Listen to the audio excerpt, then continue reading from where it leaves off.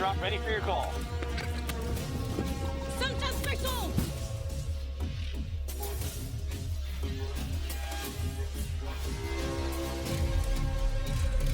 No, no, no, no.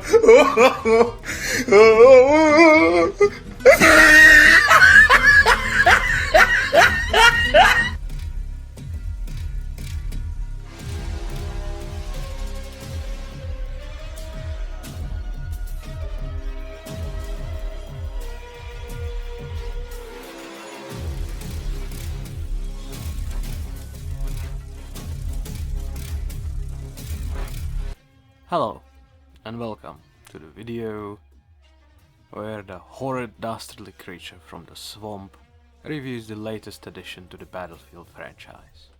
Battlefield 2042. Alright, let's do this. This is like a colonoscopy that I paid for and is absolutely unnecessary. God, anyway. To begin this off, and the rest of the footage that you're gonna be watching alongside listening to me, it's all from the co-op or portal, because All Out Warfare, the big deal, the big seller of this game, the 128 players in one game, that is for me and many other players on PC who are not running the latest spec, 30 series graphics card and stuff, absolutely and utterly unplayable because of the stuttering and all the other technical issues that are happening. And, to be fair though, when was the last time DICE has released something that wasn't unplayable for some reason or other for at least a year? Like what? Bad Company in 2010, 11-ish? Yeah.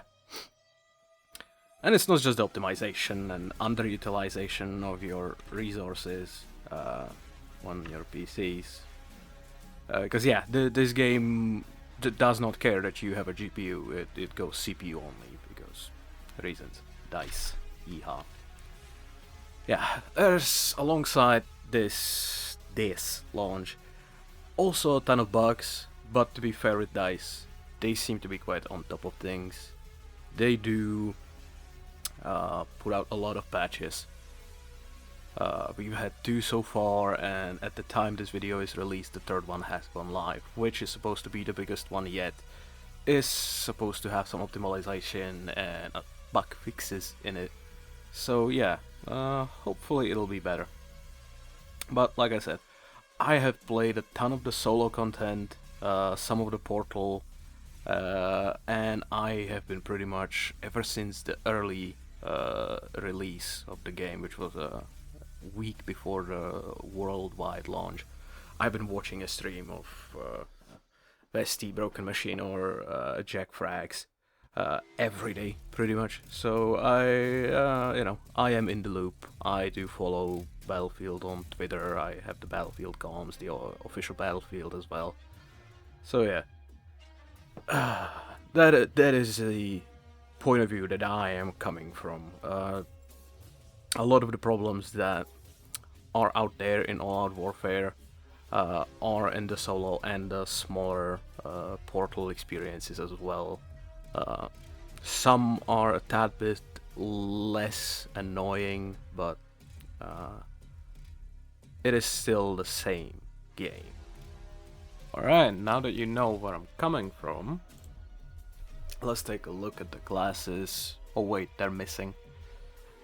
Instead, you have specialists, like in other games such as Apex and stuff, because they gotta stuff that concept everywhere nowadays. You have Sundance, the first defaulty girl, which dominates movement and has, pretty decent nades. Then you have Dozer, dude who can pull out a riot shield that needs a much better hit rate and hitbox registration. Then you have Webster McKay, the Woody from Toy Story, who took his name from Mr. Mackey from South Park for some reason. Then you have Irish, the Battlefield 4 reference, because this is the same world, just a tad bit later in the timeline. Yeah, it's the dude who yells "Oi, Wrecker" at you pretty much the whole entirety of the campaign in Battlefield 4. And you have Boris, pride of Soviet Union. That's all that I'm gonna say. Then you have Casper, the dude in the ghillie suit. Yeah, that's it. Then you have Rao, the Mr. Let me hack you outside. Pretty good against vehicles. Then you have Pike.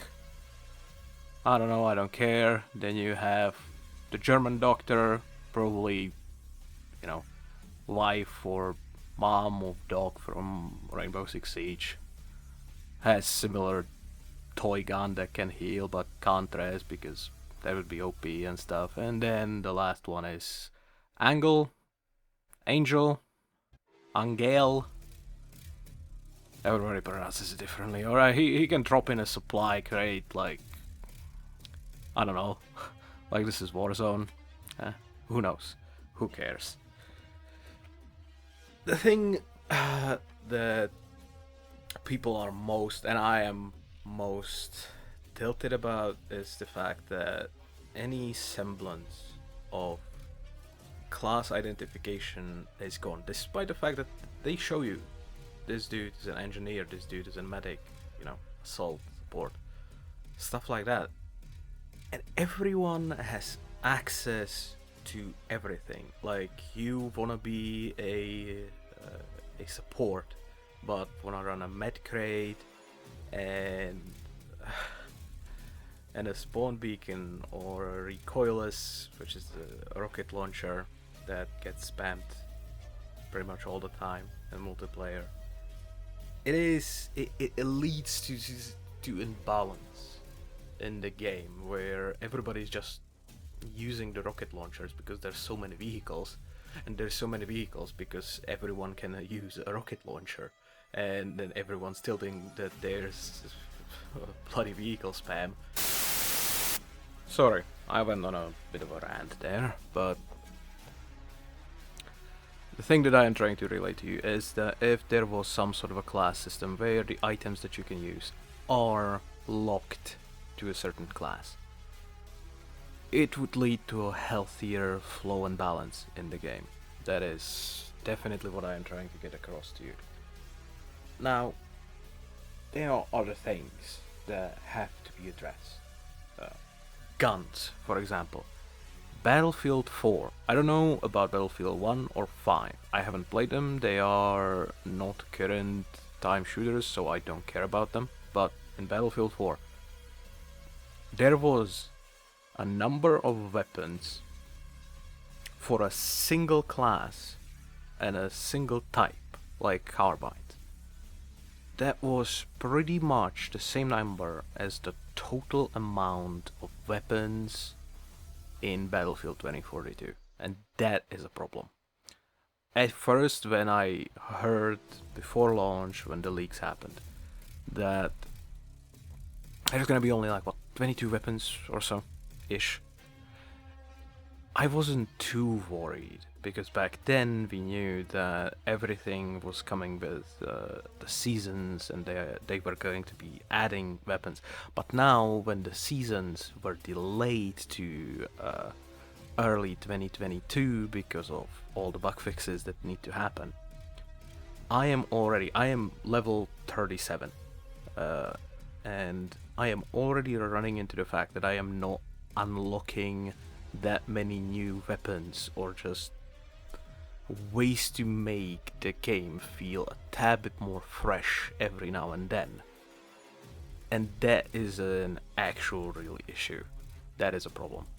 Like, there is no reason for there to be just 4 ARs in the game. That is just stupid.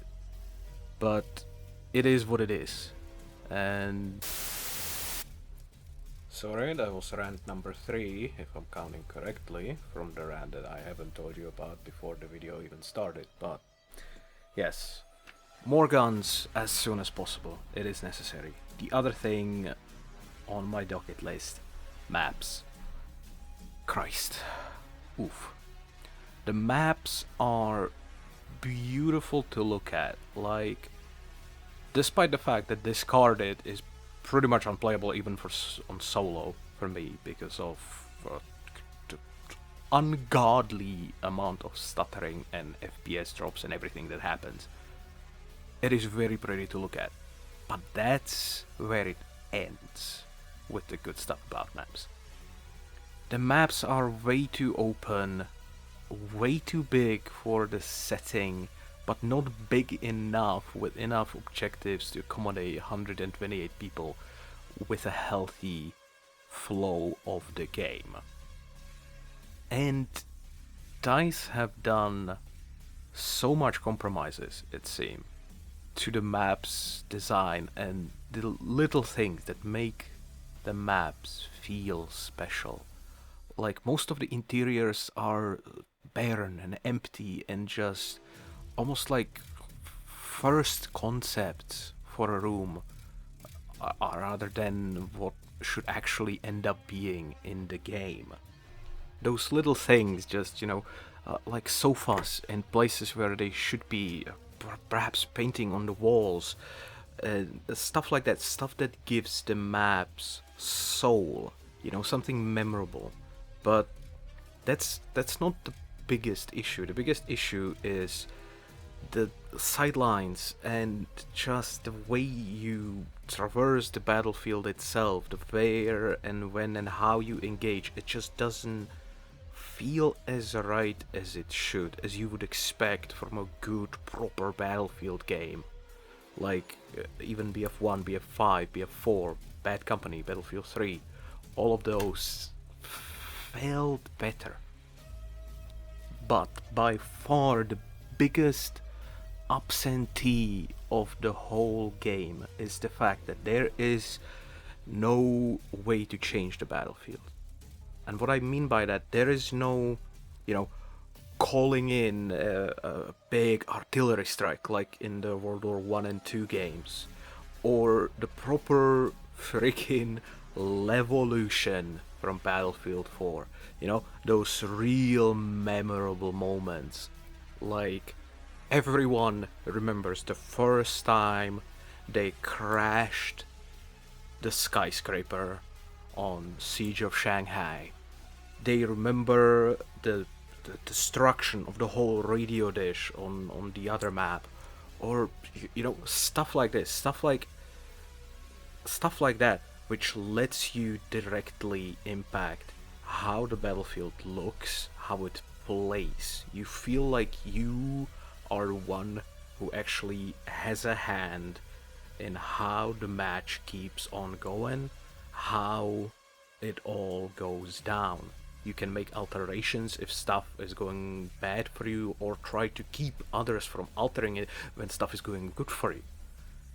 And this stuff is what somewhat added additional objectives that weren't on the map. It wasn't Alpha, Charlie, Bravo, stuff like that. But it was something else to go for in a match, rather than what is in the game now, where you can drop like a crane that maybe takes out an air vehicle if it's right under it, or a sign that you drop off of a roof, and that's pretty much it. No proper alteration. And I get that DICE wanted to go for that special feel with the environmental assets, like the tornado or the big freaking sandstorm that can happen on Hourglass.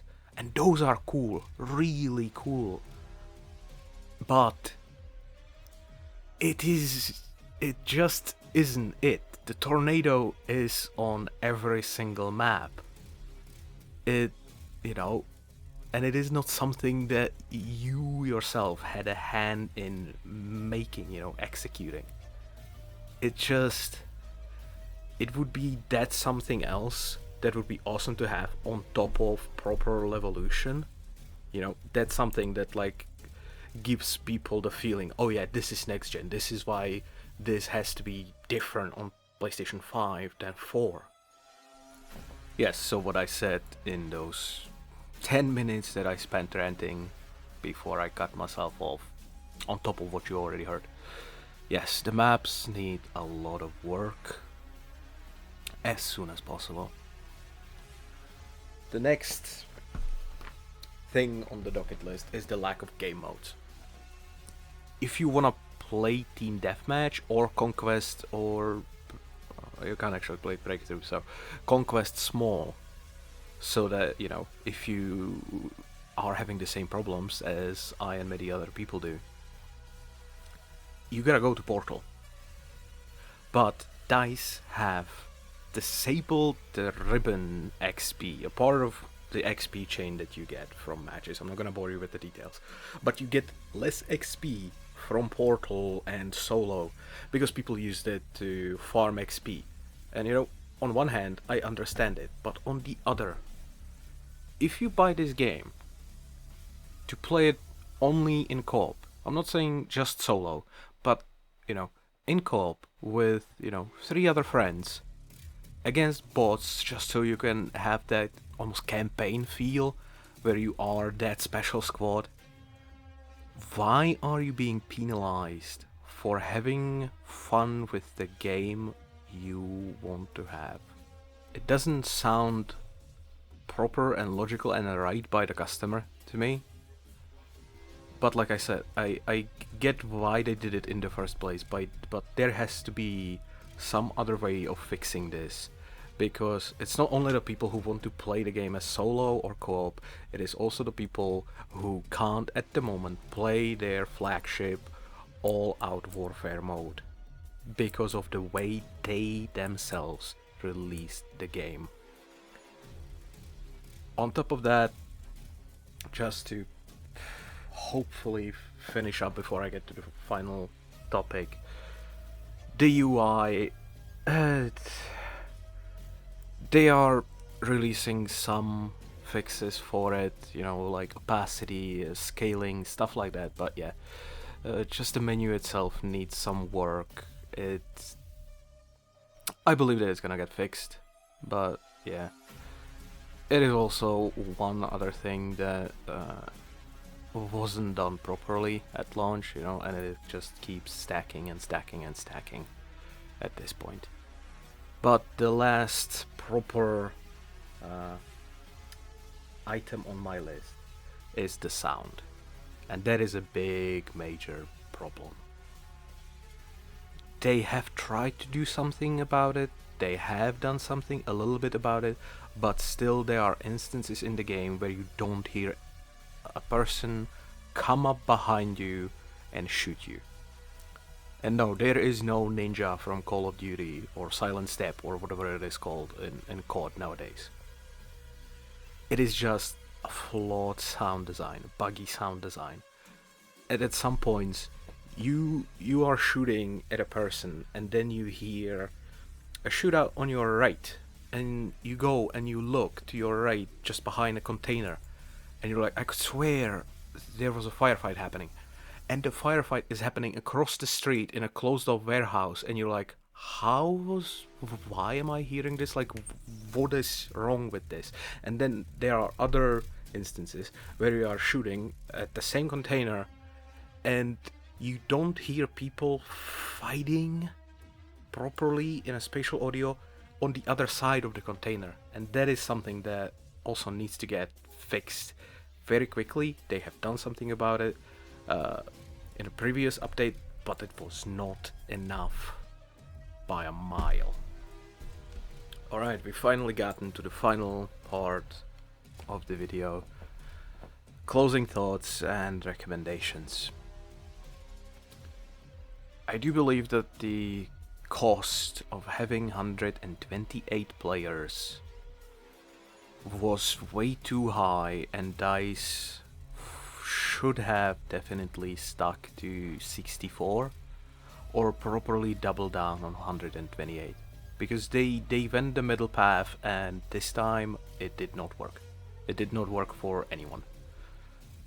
Because honestly, from playing the solo and Portal, where you have a tad bit smaller maps with 64 players, all the issues aren't as prominent as they are on the 128 player servers.